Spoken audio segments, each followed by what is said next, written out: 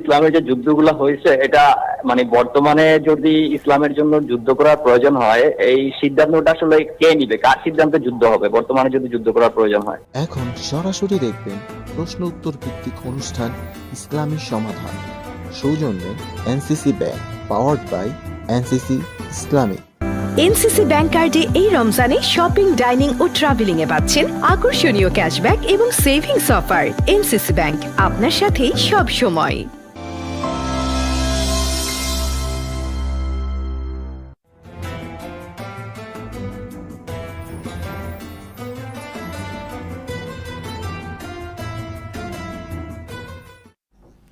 बिस्मिल्लाहिर रहमानिर रहीम अल्हम्दुलिल्लाहि रब्बिल आलमीन वल आक़िबतु लिल मुत्तक़ीन वस्सलातु वस्सलामु अला साय्यिदिना मुहम्मद सल्लल्लाहु अलैहि सलातु वस्सलाम। প্রিয় দর্শক, আপনারা দেখছেন এনসিসি ব্যাংক নিবেদিত ইসলামী সমাধান, পাওয়ার্ড বাই এনসিসি ইসলামিক। প্রিয় দর্শক, আশা করি রমাদানের রোজাগুলো আপনারা সুন্দরভাবে তাকওয়া গাম্ভীর্য সহকারে অতিবাহিত করছেন। আলহামদুলিল্লাহি রাব্বিল আলামিন। এই রমাদান আল্লাহ পাক কর্তৃক আমাদেরকে প্রদত্ত একটি অনবদ্য রহমত, মাগফিরাত এবং নাজাতের মাস। এই রমাদান অত্যন্ত গুরুত্বপূর্ণ। আল্লাহ তাআলা এই রমাদানই আমাদের জন্য নাজিল করেছেন মুকাম্মাল নিজামে হায়াত, একটা কমপ্লিট কোড অফ লাইফ, যেটি মানব জীবনের জন্য আলোকবর্তিক হিসাবে কাজ করছে, করবে কিয়ামত পর্যন্ত। প্রিয় দর্শক, এই কোরআনটা যার উপর এসেছে তিনি হচ্ছেন হযরত মুহাম্মদ মুস্তাফা সাল্লাল্লাহু আলাইহি সাল্লাতু ওয়াসসালাম। তিনি ছিলেন মানবতার শ্রেষ্ঠ রোল মডেল। তার চরিত্রের সার্টিফিকেট সঙ্গে আল্লাহ তাআলা দিয়েছেন এইভাবে যে ইন্নাকা লাআলা খুলুকিন আযীম, হে নবী আপনি মহান চরিত্রের অধিকারী। অন্যত্র আল্লাহ তাআলা বলছেন লাকাদ কানা লাকুম ফি রাসূলিল্লাহি উসওয়াতুন হাসানা, নবী আপনার মাঝে রয়েছে সুস্পষ্ট আদর্শ এবং উসওয়াতুন হাসানা, উত্তম আদর্শ। সুতরাং এই যে মহান রাসূল, তিনি এসেছেন পৃথিবীতে মানবতার মুক্তির জন্যে, মানবতার কল্যাণের জন্যে, এবং তার সারা জীবন মানব্যাপী যে তার লড়াই, এটি ছিল অসত্যের বিরুদ্ধে সত্যের লড়াই। তার লড়াইটা ছিল অন্যায়ের বিরুদ্ধে ন্যায়ের লড়াই। এবং তৎকালীন আইয়ামে জাহিলিয়াতের যে বর্বর মানুষগুলো ছিল, তাদেরকে তিনি তার কোরআন এবং সুন্নাহর জাদুর কাঠিতে, রূপ কাঠিতে তাদেরকে একটা সোনালী এবং সবচেয়ে সুসভ্য জাতিতে পরিণত করেছিলেন। এবং তার ফলেই আজকে আমরা একটা সুসভ্য জাতিতে পরিণত, অথবা সুসভ্য জাতি বলে আমরা নিজকে ভাবতে পারি। প্রিয় দর্শক, এই যে লড়াই, রাসূলের লড়াইটা ছিল অসত্যের সাথে সত্যের, অন্যায়ের সাথে ন্যায়ের, এবং এটাই ছিল আল্লাহর হুকুমত কায়েমের লড়াই। আল্লাহ তাআলা বলেন ইনিল হুকমু ইল্লা লিল্লাহ, এই জমিন আল্লাহর, এই আল্লাহর জমিনে আল্লাহর রাজত্ব চলবে, এটি হচ্ছে ফাইনাল এবং চূড়ান্ত কথা। কিন্তু তার এই যাত্রাপথে বাধা হয়ে দাঁড়িয়েছিল তৎকালীন অবিশ্বাসীরা, যারা আল্লাহকে অস্বীকার করতো, আল্লাহর হুকুম মানতে চাইতো না। ফলশ্রুতিতে এই রমাদান মাসে যুদ্ধ শুরু হলো। সেই যুদ্ধটা হচ্ছে বদরের যুদ্ধ। সেটি ছিল অসত্যের বিরুদ্ধে সত্যের এবং অন্যায়ের বিরুদ্ধে ন্যায়ের। এবং এই যুদ্ধ মুসলমানদেরকে নানা ওয়েতে এবং নানাবিধভাবে দারুণ সুযোগ এনে দিয়েছে। রাষ্ট্র যদি কথা বলি, পলিটিক্যাল স্ট্রেংথের কথা বলি, অর্থনৈতিক সমৃদ্ধির কথা বলি, সবগুলো এসেছে এই যুদ্ধের পরে মুসলমানদের বিজয় লাভের মধ্যে দিয়ে এক এক করে। প্রিয় দর্শক, এই জন্য আমরা আমাদের আজকের আলোচনার যে বিষয় সেটি নির্ধারণ করেছি বদর যুদ্ধের রাজনৈতিক এবং অর্থনৈতিক তাৎপর্য।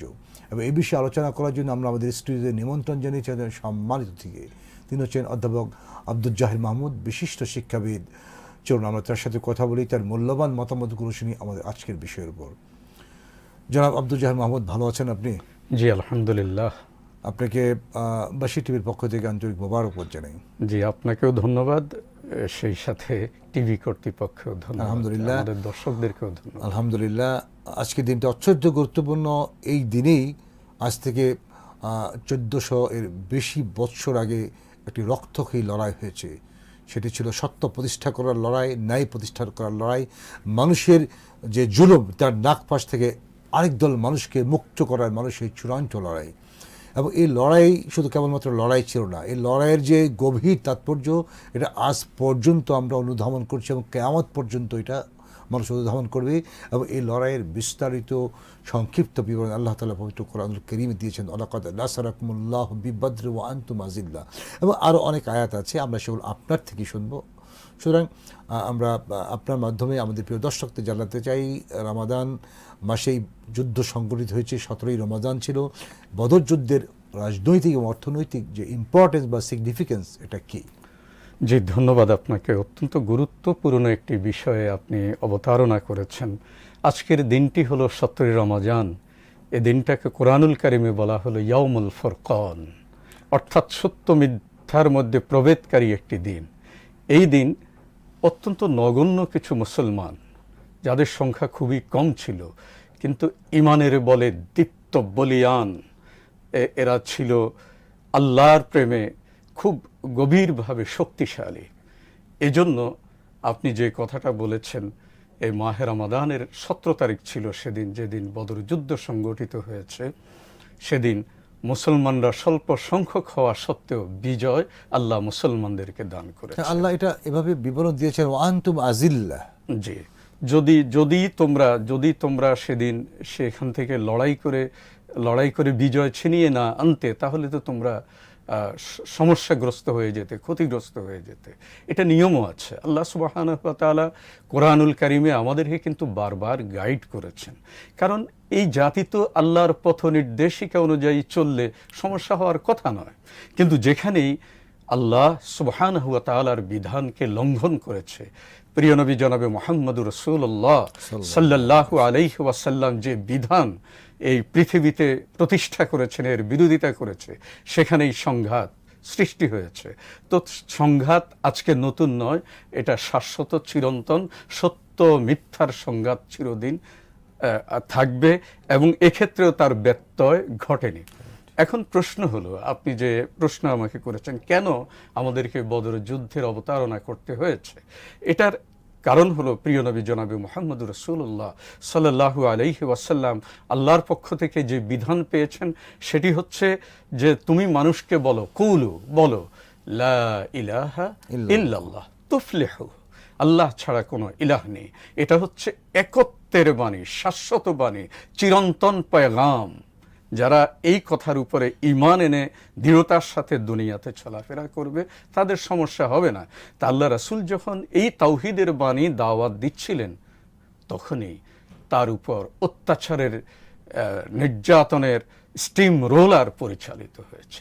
অথচ যেই মুহাম্মদ সাল্লাল্লাহু আলাইহি ওয়াসাল্লামকে এই লোকগুলোই আল আমিন উপাধিতে ভূষিত করেছে, যাকে তাদের সমাজে কোনো প্রবলেম সৃষ্টি হলে তাকে দিয়ে সেটা সলিউশন করা হতো, সেই লোকটাকে তারা বিভিন্নভাবে অত্যাচার করেছে। এমনকি তারা এটাও সিদ্ধান্ত নিয়েছে যে মুহাম্মদকে হত্যা করা হবে। এরকম একটা সিদ্ধান্ত তদানীন্তন দারুন নাদওয়ার বৈঠকে আবু সুফিয়ান, আবু জেহেল এবং তাদের নেতৃত্বে যারা ছিল, আবু লাহাব সহ নিয়েছিল। বছরে আল্লাহ সুবহানাহু ওয়া তাআলা তাঁর প্রিয় হাবিবকে নির্দেশ দিলেন, তুমি যাও, তুমি মদিনায় চলে যাও, হিজরত করে যাও।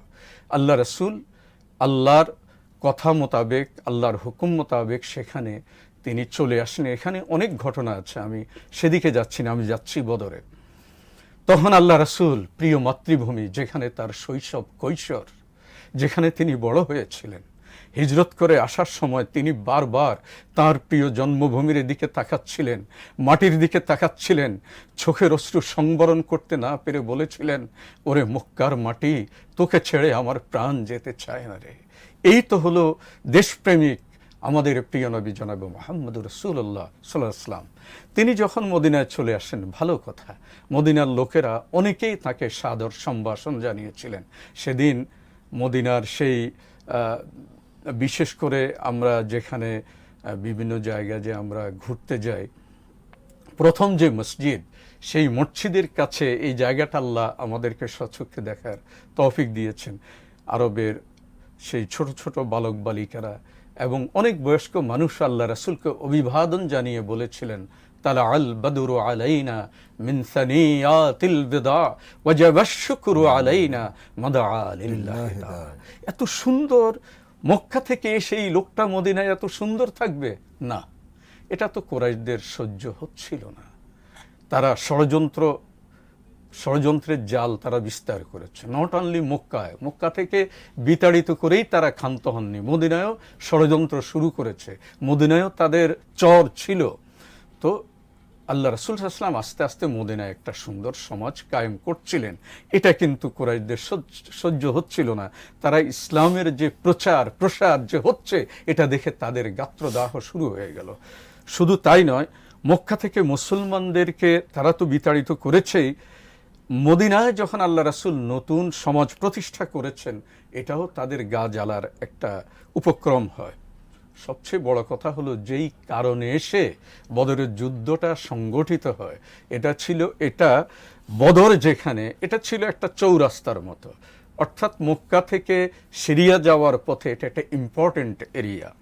যেমন আমরা আমাদের ঢাকা থেকে যাওয়ার সময় বিভিন্ন ট্রানজিট পয়েন্ট পড়ে এরকম।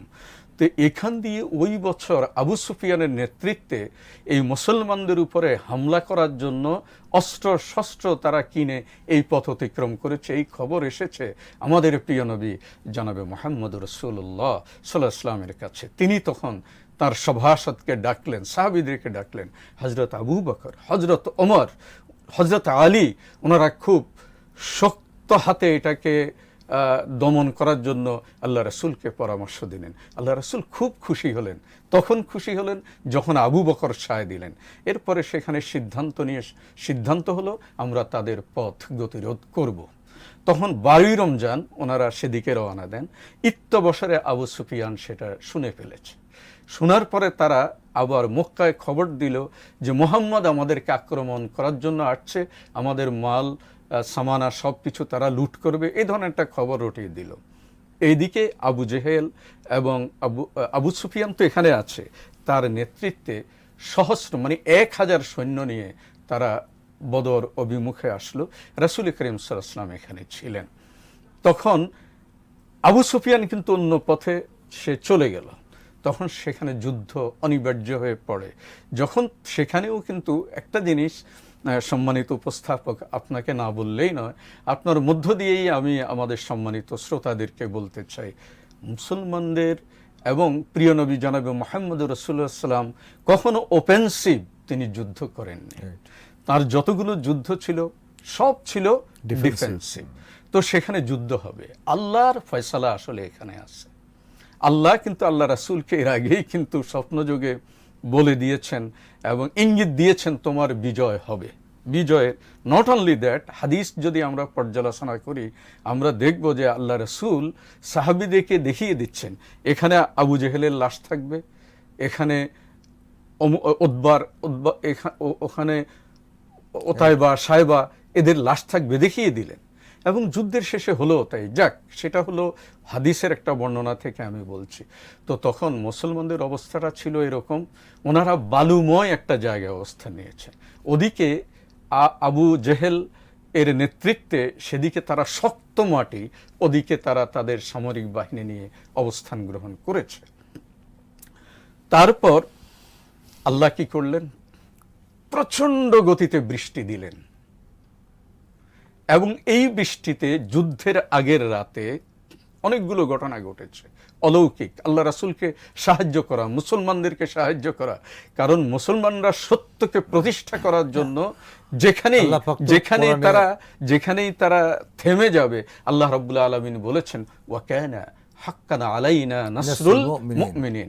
মুসলমানরা যখন তাদের বিজয়কে ছিনিয়ে আনার জন্য, তাদের সত্যকে প্রতিষ্ঠা করার জন্য এগিয়ে যাবে, আমি আল্লাহ বদরে তো আল্লাহর পক্ষ থেকে সরাসরি অনেক সাহায্য আসছে। তা আমি যেটা বলছিলাম, এই যে মরুময় বালুময় জায়গাটা আল্লাহ রাসূলের অবস্থান, অপরদিকে আবু জেহেলের নেতৃত্বে তারা করেছে একটা শক্ত মাটি নিয়ে।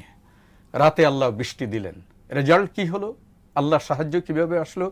বালুটা শক্ত হয়ে গেল, আর ওই যে শক্ত মাটি যেদিকে আবু জেহেলের নেতৃত্বে কুরাইশরা অবস্থান নিয়েছে সেটা পিচ্ছিল হয়ে গেল। আর সাহাবীরা কাঁদতেছে, কিছুটা ভয় তো আছে যে একদিকে 1000 সৈন্য আর মুসলমানদের পক্ষে হলো মাত্র 313 জন। এই মুহূর্তে সাহাবীদের ভিতরে একটু ভয় কাজ করেছে। তা আল্লাহ রাসূল বললেন তোমরা ঘুমাও। আল্লাহ রাসূল সিজদায় পড়ে গেলেন এবং আল্লাহর কাছে কায়মনোবাক্যে কেঁদে কেঁদে বললেন, আল্লাহ, এ যুদ্ধে যদি তুমি মুসলমানদেরকে বিজয় দান না করো তাহলে ইসলাম টিকে থাকবে না, তুমি আমাদেরকে বিজয় দাও।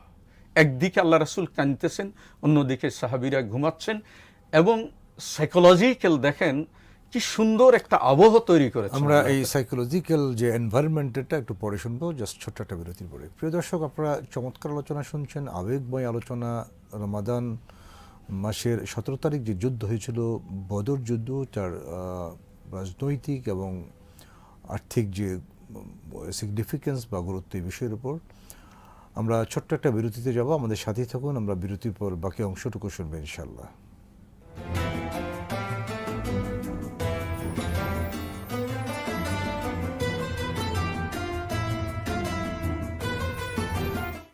এনসিসি ব্যাংক কার্ডে এই রমজানে শপিং, ডাইনিং ও ট্রাভেলিং এ পাচ্ছেন আকর্ষণীয় ক্যাশব্যাক এবং সেভিংস অফার। এনসিসি ব্যাংক, আপনার সাথেই সব সময়। শরিয়া অনুশাসন মেনে বিজ্ঞ শরিয়া বোর্ডের নির্দেশনায় ও স্বতন্ত্র ব্যবস্থাপনায় গ্রাহকদের জন্য এনসিসি ইসলামিক ব্যাংকিং এর আকর্ষণীয় সেবাসমূহ রয়েছে। আধুনিক সকল সুবিধা, তাই শরিয়া মেনে ব্যাংকিং হবে সহজে ও নিশ্চিন্তে। এনসিসি ইসলামিক ব্যাংকিং এর সাথে। এনসিসি ব্যাংক, আপনার সাথেই সব সময়। বিশ্বজুড়ে বিস্তৃত নেটওয়ার্ক ও প্রয়োজনীয় আধুনিক সকল সুবিধা নিয়ে রেমিটেন্স সেবায় আপনার বিশ্বস্ত প্রতিনিধি এনসিসি ব্যাংক, আপনার সাথে সব সময়। বিশিষ্ট ইসলামী চিন্তাবিদ অধ্যাপক সোহেলা সোবহান রচিত গ্রন্থ দৈনন্দিন জীবনে কোরআনের ভূমিকা। গ্রন্থটি পাওয়া যাচ্ছে হাক্কানি পাবলিশার্সে। বিশিষ্ট ইসলামী চিন্তাবিদ অধ্যাপক সোহেলা সোবহান রচিত গ্রন্থ শান্তির প্রতীক নবীজি। গ্রন্থটি পাওয়া যাচ্ছে হাক্কানি পাবলিশার্সে।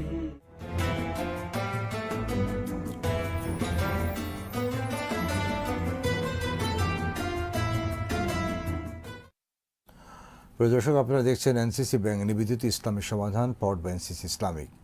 আপনারা স্ক্রিনে দেখতে পাচ্ছেন একটি নাম্বার, সেল নাম্বার। আপনারা যদি চান, ইচ্ছা করেন, তাহলে আমাদেরকে যে কোনো প্রশ্ন করতে পারবেন। প্রিয় দর্শক, চলুন আমরা আলোচনায় ফিরে যাই। দারুণ আলোচনা চলছে, মনোমুগ্ধকর আলোচনা। বদর দিবসের রাজনৈতিক এবং আর্থিক যে তাৎপর্য বা কী ধরনের সিগনিফিকেন্স এবং পজিটিভ রেজাল্ট এটি পরবর্তীতে মুসলিম জীবনে বয়ে আনে, তার উপর চলুন আমরা আলোচনায় ফিরে যাই। যে মোহতারাম, আপনি একটা এনভায়রনমেন্টের কথা বলছিলেন, যে মনস্তাত্ত্বিক যে, তো সেখানে দেখুন বৃষ্টি হলো, বৃষ্টিটা ঘুম আসার অনুকূলে কাজ করেছে, মাটিগুলোকে সুন্দর করে দিয়েছেন মুসলমানদের অনুকূলে। আর আল্লাহ রাসূল সিজদায় পড়ে আছে, মুসলমানদেরকে ঘুম পাড়িয়ে দিলেন।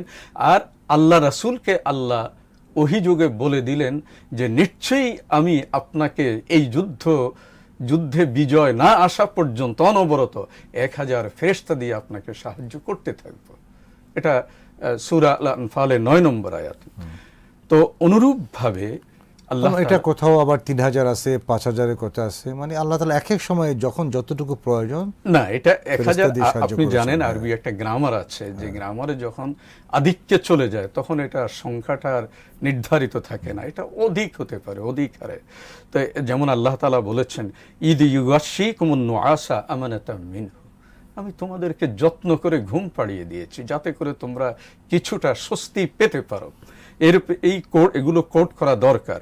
ওয়ায়ুনাজ্জিলু মিনাস সামাই মাআ, আকাশ থেকে আমি পানি বর্ষণ করেছি, বৃষ্টি বর্ষণ করেছি। লিয়ুতাহহিরাকুম বিহি, যাতে করে তোমরা পবিত্র হতে পারো।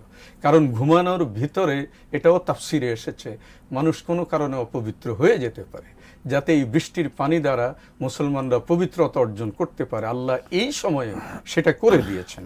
ওয়ায়ুযহিবা আনকুম রিজ্জাশ শায়াতিন, যাতে করে তোমাদের মাঝে শয়তানের কোনো ওয়াসওয়াসা না আসে।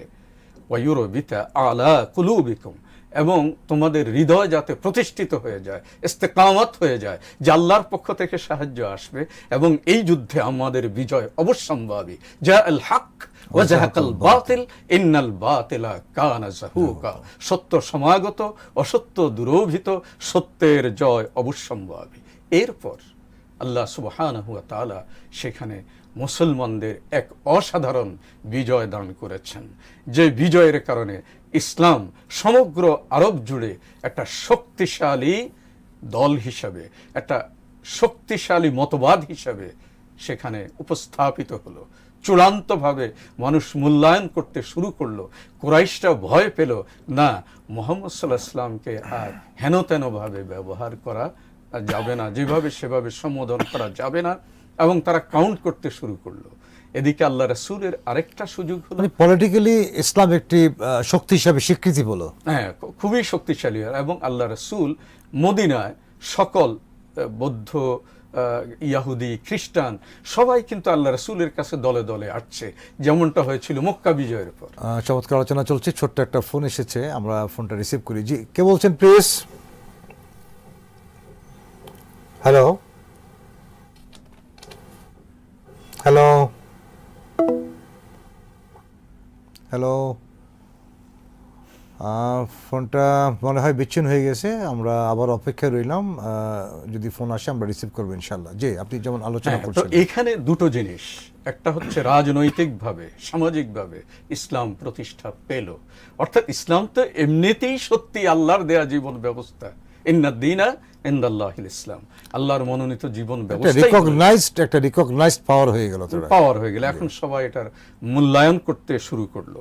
মুসলমানদের বিজয়ের ফলে যে কতগুলো কাজ হয়েছে, সেটা হচ্ছে মুসলিম নেতৃত্ব প্রতিষ্ঠিত হয়েছে।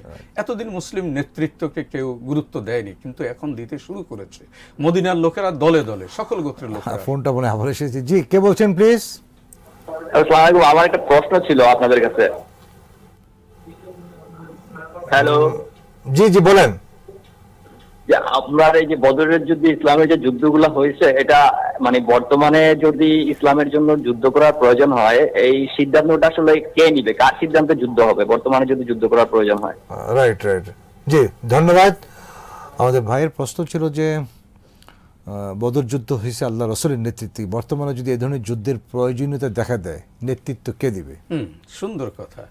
আতিউল্লাহ ওয়া আতিউর রাসূল ওয়া উলিল আমরি মিনকুম, যে এটা কিন্তু আল্লাহ বলেছেন, আতিউল্লাহ ওয়া আতিউর রাসূল, তোমরা আল্লাহর আনুগত্য করো, রাসূলের আনুগত্য করো। এরপরে যারা যারা আছে, মুসলিম সমাজের যারা অভিভাবক থাকবে, অভিভাবক, এখন অভিভাবক কারা? অভিভাবক আবার সকল অভিভাবক নয়। যেই অভিভাবক একদম কোরআন এবং সুন্নাহর ভিত্তিতে নিজে পরিচালিত, সমাজকে পরিচালিত করে, ইভেন তিনি যদি রাষ্ট্রপ্রধান হন কোরআন সুন্নাহর আলোকে, তাহলে অবশ্যই অবশ্যই আমরা তার নেতৃত্বে এরকম যুদ্ধের প্রয়োজন হলে যুদ্ধ করব, যেরকম ইদানিংকালে কোথাও টুকটাক হয়েছে আমরা দেখছি।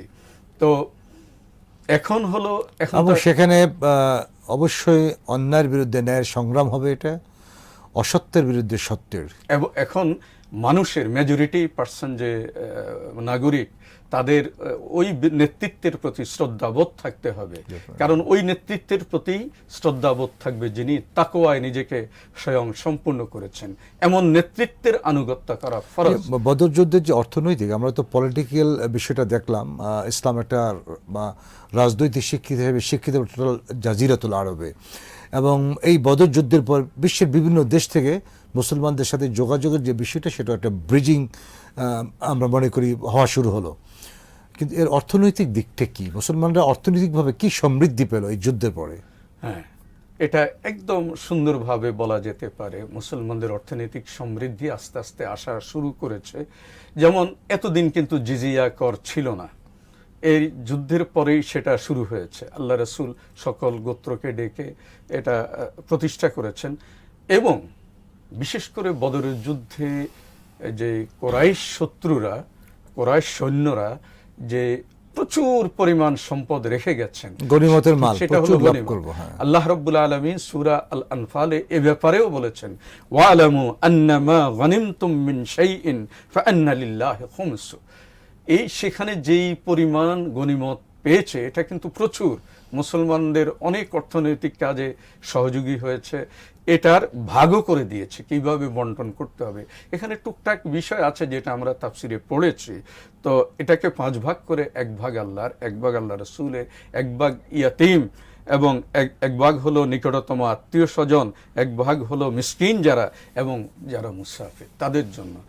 ইভেন আল্লাহ এবং রাসূলের যেই ভাগটা, এই ভাগটাই মূলত মুজাহিদদের ভিতরে বিতরণ করা হয়েছে। তো ইসলামের এই যে সুন্দর বন্টন নীতি, ইসলামের অর্থনীতি এজন্যই সমৃদ্ধ। এটা তো একটা দিক আছে যে মুসলমানরা গনিমতের মাল লাভ করছে প্রচুর পরিমাণে এবং তারা অর্থনৈতিকভাবে যে সমৃদ্ধি এটা লাভ করেছে। এরপরে আসুন, এবং তাদের যে লোকজন বন্দী হলো সেখান থেকেও তো মুক্তিপণ, এটা যেটা আমি সেদিকেই যাচ্ছিলাম। আমি আরো দুটো পয়েন্ট আলোচনা করব, আপনি আমাকে সহযোগিতা করতে পারেন, আরো অনেক পয়েন্ট আছে। যেমন এই যে ব্যবসার যেই পথ, এতদিন মুসলমানরা কিন্তু নিরাপদে ব্যবসা করতে পারেনি মদিনায় যে সকল, কারণ মুসলমানদের অধিকাংশই ব্যবসায়ী, হযরত আবু বকরও ব্যবসায়ী, হযরত ওমরও ব্যবসায়ী, এরকম অধিকাংশ সাহাবীরা ব্যবসায়ী। যখন যুদ্ধ হয়ে গেল, মুসলমানরা যখন কাউন্টেবল হলো, আল্লাহ রাসূল যখন সবার কাছে মোটামুটি এবারে মান্যবর হতে শুরু হলো, তখন তাদের ব্যবসার পথ খুলে গেল। মুসলমানরা স্বাধীনভাবে ব্যবসা বাণিজ্য সিরিয়ার সাথে করা শুরু হয়ে গেল।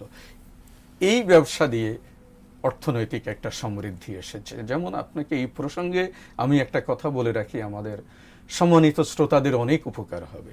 আমরা যে জীবনে শুধু চাকরি বাকরির পিছনে দৌড়াই, কিন্তু হেদায়া গ্রন্থকার সুন্দর করে বলেছেন, মানুষ যদি সুন্দরভাবে জীবন যাপন করতে চায়, সে যেন ব্যবসা করে। কারণ জীবন উপকরণের 90% আসে ব্যবসা থেকে, আর 10% যেটা, এটা হলো চাকরি বাকরি ইত্যাদি থেকে। তো মুসলমানরা অধিকাংশই ব্যবসায়ী ছিলেন।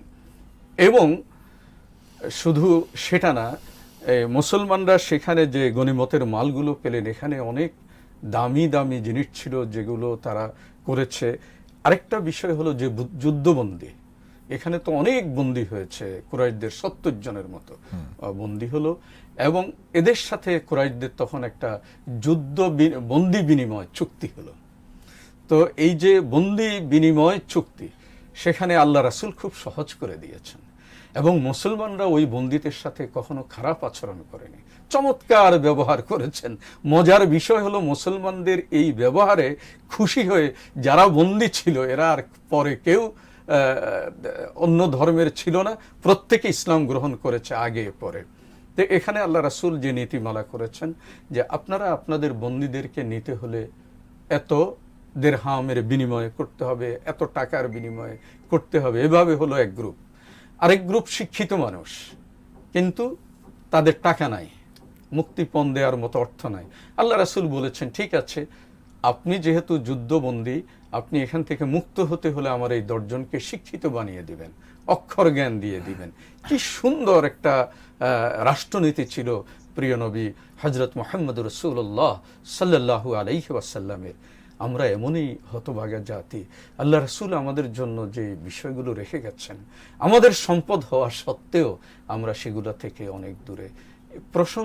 এই প্রসঙ্গে বললে অপ্রাসঙ্গিক হবে না যদি আমি বলি যে প্রিয় নবী জনাবে মুহাম্মদ রাসূলুল্লাহ সাল্লাল্লাহু আলাইহি ওয়াসাল্লাম বিদায় হজ্জের ভাষণে বলেছিলেন, তারাকতু ফীকুম আমরাইন, আমি তোমাদের জন্য দুটো বিষয় রেখে যাচ্ছি, তোমরা কখনো লান তাদিল্লু ইন তামাসসাকতুম বিহিমা কিতাবাল্লাহ ওয়া সুন্নাত রাসূলি, পথভ্রষ্ট হবে না, পথহারা হবে না যদি এই দুটো বিষয়কে আঁকড়ে ধরো। আর দুটা হলো কোরআন এবং হাদিস। কিন্তু আমরা কি সেগুলোকে ফলো করছি? আল্লাহ রাসূল সাল্লাল্লাহু আলাইহি ওয়াসাল্লাম এই 3টি উপায়ে তদানীন্তন সময়ে অর্থনৈতিক সমৃদ্ধি অর্জন করেছেন, এবং মুসলমানরা অর্থনৈতিকভাবে নিজেদেরকে একটা সুন্দর জায়গায় আনতে পেরেছেন। এবং মুসলমানদের যে রাজনৈতিক ক্ষমতা, এটাও খুব প্রবলভাবে বৃদ্ধি পেতে থাকে। আমরা যদি হাদিস দেখি, তখন আমরা সেখানে দেখতে পাই দলে দলে লোকেরা কিন্তু ইসলাম গ্রহণ করতে আমাদের থাকে। হাতে সময় কম, শেষ করতে হবে। আপনি চমৎকার আলোচনা করছিলেন বদর যুদ্ধের রাজনৈতিক এবং অর্থনৈতিক যে গুরুত্ব। যদি কখনো সময় পেয়ে আবার শুনবেন ইনশাল্লাহ। তো আমরা এতটুকু বলতে পারি, এটার অপরিসীম তাৎপর্য ছিল রাজনৈতিকভাবে এবং আর্থিকভাবে। আপনাকে আন্তরিক ধন্যবাদ বাসী টিভির পক্ষ থেকে। ধন্যবাদ আপনাকে। ধন্যবাদ। প্রিয় দর্শক, আপনারা দেখছিলেন এনসিসি ব্যাংক নিবেদিত ইসলামী সমাধান পর্ব এনসিসি ইসলামিক অনুষ্ঠানে বদর দিবসের রাজনৈতিক এবং অর্থনৈতিক তাৎপর্য। পৃথিবীতে সত্য মিথ্যার যে সংগ্রাম, অন্যায় আর ন্যায়ের যে সংগ্রাম, এটা পৃথিবীর শুরু থেকে আজ পর্যন্ত চলে আসছে এবং কিয়ামত পর্যন্ত এটা চলবে। কেন চলবে? কারণ পৃথিবীতে একদল চায় আল্লাহমুখী শাসন ব্যবস্থা কায়েম করতে, আরেক দল চায় ম্যানমেড শাসন ব্যবস্থা কায়েম করতে। এবং এখানেই মানুষের আমরা লোভের কথা বলি, অথবা মানুষের আমরা খাদ্যের লোভের কথা বলি, অথবা আনুষঙ্গিক অন্যান্য বিষয়ের লোভের কথা বলি, এই সমস্ত কারণে পৃথিবীতে মানুষে এত অন্যায় আর সয়লাভ। কিন্তু আল্লাহ তাআলার যে অমোঘ বাণী সেটি ছিল যে আল হাক ওয়া যাহাকাল বাতিল ইন্নাল বাতিল কানা যাহুকা, সত্য সমাগত, মিথ্যা বিতাড়িত, এবং মিথ্যা যে বিতাড়িত হবে এটা তো অবশ্যম্ভাবী। সুতরাং আমরা আমাদের জীবনের কথা বলি, সমাজ জীবনের কথা বলি, ব্যক্তি জীবনের কথা বলি, রাষ্ট্রীয় জীবনের কথা বলি, পারিবারিক জীবন, সমস্ত জায়গায় ন্যায় অন্যায় সত্য অসত্যের সংগ্রাম এটা চলবে। এবং এটি হচ্ছে বর্তমান পৃথিবী, কেবলমাত্র নয়, পৃথিবীর শুরু থেকে পর্যন্ত বাস্তবতা। যে যুদ্ধটি শুরু হয়েছিল অন্যায় আর ন্যায়ের যুদ্ধ, সেটা ছিল হাবিল আর কাবিলের মধ্যে। হাবিল চেয়েছিল আল্লাহ প্রদত্ত যে বিধান তার উপর আমল করতে, কাবিল সেটা মেনে নিতে চায়নি, এবং তখন সে কী করলো, তার ভাইকে হত্যা করলো। আল্লাহ তাআলা বললেন পৃথিবীতে একজন মানুষকে হত্যা করা মানে ফাকান্নামা কাতালান নাস জামিয়া। এই পৃথিবীতে যত বিপর্যয়, সেটা আমাদের হাতের দ্বারা হোক অথবা আমাদের অন্যান্য কারণে হোক, সব কিছুর জন্য দায়ী আমরা মানুষ। যেমনটি আল্লাহ তাআলা বললেন জহরাল ফাসাদু ফিল বাররি ওয়াল বাহরি বিমা কাসাবাত আইদিন নাস, জলে স্থলে যে বিপর্যয়, এটাগুলো আমার হাতের কামাই, আমাদের হাতের কামাই। প্রিয় দর্শক, ঠিক তেমনিভাবে আল্লাহ প্রদত্ত যে শান্তির বাণী, এটি কায়েম করতে গিয়ে আমাদের রসুল দারুণভাবেই তৎকালীন অবিশ্বাসীদের কর্তৃক বাধাগ্রস্ত হয়েছেন, বাধাপ্রাপ্ত হয়েছেন। এবং রসুল কখনো অফেন্সিভ ছিলেন না। আমরা যদি রসুলের সর্বমোট রসুল 23টি যুদ্ধে সরাসরি অংশগ্রহণ করেছেন। আমরা যদি সেটি পর্যালোচনা করি দেখি মুসলমানরা অলওয়েজ ডিফেন্সিভ ছিল, কারণ ইসলাম তো এসেছে শান্তির শীতল বাতাস দিয়ে, শান্তির বার্তা নিয়ে, শান্তির পয়গাম নিয়ে। সুতরাং যারা শান্তির পয়গামবাহী, তারা কখনো অন্যায়ভাবে মানুষের উপর আক্রমণ করতে পারেন না। প্রিয় দর্শক, বদর যুদ্ধের যে শিক্ষা, সেই শিক্ষা হচ্ছে আমাদের আজীবন অন্যায়ের বিরুদ্ধে লড়তে হবে, অসত্যের বিরুদ্ধে লড়তে হবে, ন্যায় প্রতিষ্ঠার সংগ্রামে নিজেকে সকল সময় আপোষহীন রাখতে হবে। এটি আমাদের আজকের কামনা, আমাদের বাস্তবতা। চলুন আমরা আমাদের জীবনে এগুলোর উপর আমল করার চেষ্টা করি। আপনারা আমাদের কথাগুলো মনোযোগ সহকারে শোনার জন্য আপনাদের আবারও ধন্যবাদ জানাই। আবারও দেখা হবে আপনাদের সাথে। আজ এই পর্যন্তই। আসসালামু আলাইকুম ওয়া রাহমাতুল্লাহি ওয়া বারাকাতুহু। হাযা মা ইনদি ওয়াল ইলমু ইনদাল্লাহ ওয়া মা তাওফীকি ইল্লা বিল্লাহ।